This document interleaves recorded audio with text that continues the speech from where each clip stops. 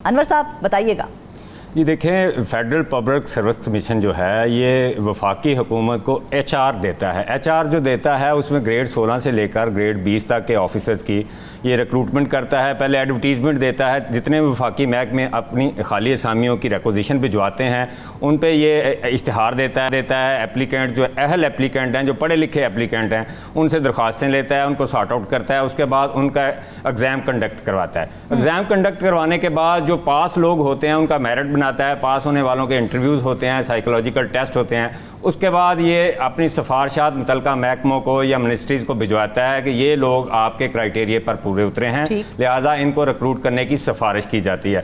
ये ग्रेड 16 के भी हो सकते हैं, 17 के भी हो सकते हैं, 18 के भी हैं, 19 के भी हैं और 20 में, क्योंकि मुख्तलिफ ग्रेड्स में मुख्तलिफ ऑफिसर्स को भर्ती किया जाता है। अब इस सूरत हाल ये है कि शायद अशरफ तारड़ साहब इसके आखिरी चेयरमैन थे। जब वो निगरान हुकूमत में वफाकी वज़ीर बने, निगरान वफाकी वज़ीर बने, तो उन्होंने ये ओहदा छोड़ दिया, क्योंकि ये एक आइनी फोरम है, आइनी ओहदा है और अदारा भी एक आइन के तहत काम करता है। जब वो ओहदा छोड़ दिया तो उसके बाद, क्योंकि इसमें जो भी चेयरमैन है उसके पास ये इख्तियार हासिल है कि उसने पेपर जो लेने होते हैं उन कैंडिडेट्स के, जो बेरोज़गार पढ़े लिखे नौजवान हैं जो अप्लाई करते हैं सीटों पे, जब पोस्टों पे अप्लाई करते हैं, उनके इम्तिहानात कंडक्ट करने के लिए पेपर्स बनवाने होते हैं, वो चेयरमैन का इख्तियार है। पास जो और उनके इम्तिहानात कब लेने हैं, कहाँ लेने हैं, सेंटर्स को कैसे मॉनिटर करना है, ये भी सारे वो डिसाइड करते हैं। उसके बाद जब इंटरव्यू पैनल्स बनते हैं तो इंटरव्यू पैनल्स भी वो चेयरमैन साहब डिसाइड करते हैं कि कौन कौन से इंटरव्यू पैनल में कौन कौन से मेंबरान शिरकत करेंगे। अगर रेवेन्यू का है तो रेवेन्यू ऑफिसर, क्योंकि इसमें तमाम जो मेंबरान होते हैं या चेयरमैन जो होता है ये रिटायर्ड सिविल सर्वेंट्स होते हैं। इनमें रिटायर्ड फौजी ऑफिसर्स भी होते हैं, रिटायर्ड जजेस भी होते हैं हाई कोर्ट के और सुप्रीम कोर्ट के, क्योंकि ग्रेड 21 और 22 के ऑफिसर को 3 साल के लिए कॉन्ट्रैक्ट पे इनमें रखा जाता है और ये अपने ओहदे का हल्फ लेते हैं कि हम पूरी ईमानदारी के साथ मेरिट पर जो है, जो अहल लोग हैं उनको रिक्रूट करने में हुकूमत की मुआवनत करेंगे। तो ये सारा काम वो वहाँ करना पड़ता है। अब चेयरमैन का ओहदा नहीं है, चेयरमैन साहब मौजूद नहीं है और 3 मेंबरान भी मौजूद नहीं है, तो आपको पता है कि गवर्नमेंट की HR जो है आए दिन ज़रूरियात जो नए तकाज़े हैं उनके मुताबिक HR नई रिक्रूट करनी है। एक इस FPSC का जो अहम जो बेसिक ज़िम्मेदारी वो ये है कि जो हमारा प्राइम कम्पेटिटिव एग्ज़ाम है जिसको हम CSS कहते हैं, जिसमें 13 कैडर होते हैं, जिनमें PAS के कैडर है, PSP हैं, फॉरेन सर्विस है, पोस्टल सर्विस है, रेलवे सर्विस है। ग्रेड 17 में डायरेक्ट इंडक्ट होते हैं, जो जिनको हम एस्टेब्लिशमेंट भी कहते हैं, सिविल एस्टेब्लिशमेंट जिसको कहते हैं। उनका इम्तिहान भी इन्होंने लेना होता है और उनकी इन्होंने कैडराइजेशन करके जो उन्होंने ऑप्शन स्टूडेंट्स ने दी होती हैं उनके हिसाब से उनकी एलोकेशन करके फिर वफाकी महकमों को एस्टेब्लिशमेंट डिवीज़न को भिजवानी होती है कि ये बंदे जो हैं ये अहल हैं, इनको इंडक्ट किया जाए। फिर वो ट्रेनिंग लेते हैं, CSA में लेते हैं, कंबाइंड ट्रेनिंग होती है, उसके बाद उनकी स्पेशल कैडर ट्रेनिंग होती है, उसके बाद वो फील्ड में पोस्टिंग लेते हैं। तो ये तकरीबन 8 माह से तातल का शिकार है। इसके अलावा एक और बहुत अहम काम करते हैं, जो ऑफिसर सर्विस में हैं और ग्रेड 19 से 20 में उन्होंने तरक्की करनी है, जिन्होंने सीनियर मैनेजमेंट कोर्स किया हुआ है या 20 से 21 में तरक्की करनी है, उसको कहते हैं नेशनल मैनेजमेंट कोर्स। उनकी प्रमोशन जो है वो चेयरमैन FPSC उस बोर्ड को हेड करता है। इसको सेंट्रल सिलेक्शन बोर्ड कहते हैं और वो हेड करता है। वो रिकमेंडेशन देते हैं कि either these officer are suitable for promotion और नॉट। उसमें वो ऑफिसर का कैरियर देखते हैं, उसकी वो एनुअल परफॉर्मेंस रिपोर्ट देखते हैं, एजेंसीज़ की रिपोर्ट्स देखते हैं। उसके बाद वो अपनी रिकमेंडेशन देते हैं कि ये इसको प्रमोट किया जा सकता है, ये हमारे सिस्टम में एडमिनिस्ट्रेशन में रह सकता है, या इसको निकाल दिया जाए, इसका केस डेफर कर दिया जाए, इसको सुपरसीड कर दिया जाए, या ये करप्ट है, ये अहल है, ये अच्छी शोहरत का मालिक है, ये ईमानदार है, ये वर्किंग रिलेशन इसका बहुत अच्छा है, कॉम्पिटेंट ऑफिसर है। वो भी साल में 2 बोर्ड होते हैं, ग्रेड 19 से 20 में तरक्की के लिए भी 2 बोर्ड, ग्रेड 20 से 21 में तरक्की के लिए भी 2 बोर्ड होते हैं।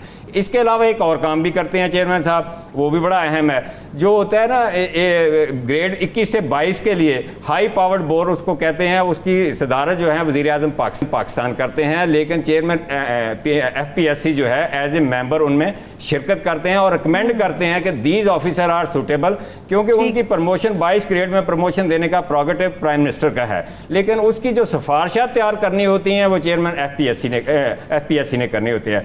अब चेयरमैन का ओहदा ना हो, यानी कि वहाँ पे इनकम्बेंट ना होने की वजह से इस एक तरफ तो ये इम्तिहानात में तअत्तुल का शिकार हैं, नए जो डिले आ रहा है, एग्जामिनेशन में भी उसकी वजह से डिले आ रहा है। जी बिल्कुल आ रहा है, और हमारे जो पढ़े लिखे लोगों को मेरिट पे, अहलियत पे नौकरियां मिलनी है वो रुकी हुई हैं।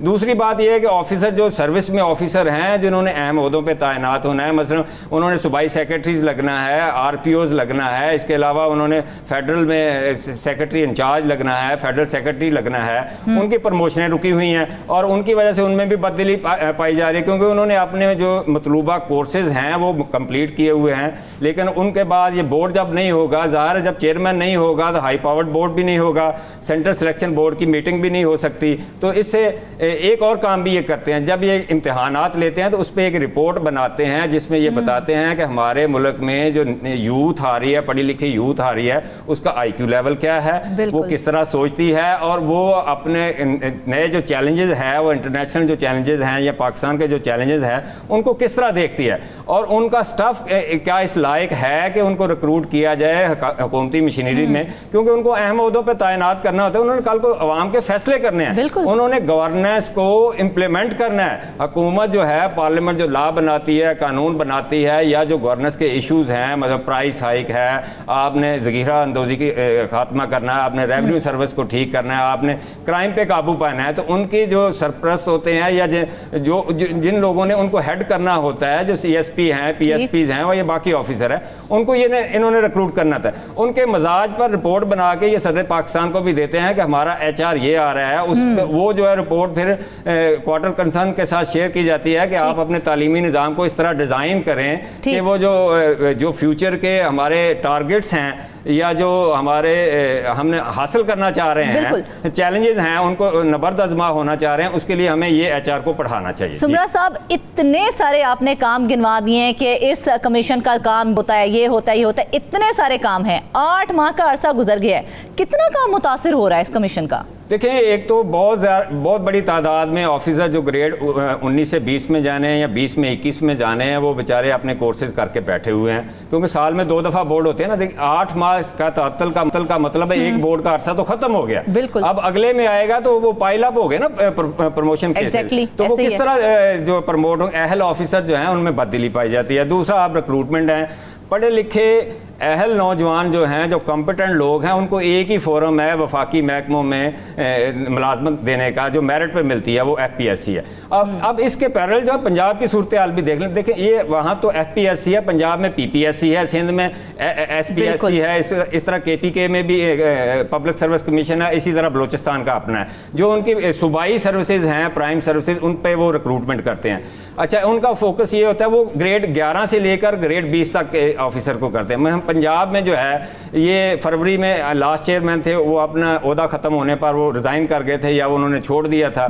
अभी कल परसों जनरल रिटायर्ड अब्दुल अजीज़ साहब को लगाया गया 2.5 माह बाद। अब हुकूमत की प्रायोरिटीज़ देख लें कि जहाँ पर मेरिट पे आपने मुलाजमतें पढ़े लिखे लोगों को देनी है, वहाँ पे आप चेयरमैन ही नहीं लगाते। जहाँ पे आपने मेरिट वायलेट करना है, यानी ग्रेड 1 की मुलाजमत देनी है, 2 की देनी है, 3 की, 4 की, 11 से नीचे देनी, वो पोलिटिकली देनी होती है, वो लिस्ट भिजवा देते हैं, वो रिक्रूटमेंट हो जाती है, वो इंजॉय भी करते हैं।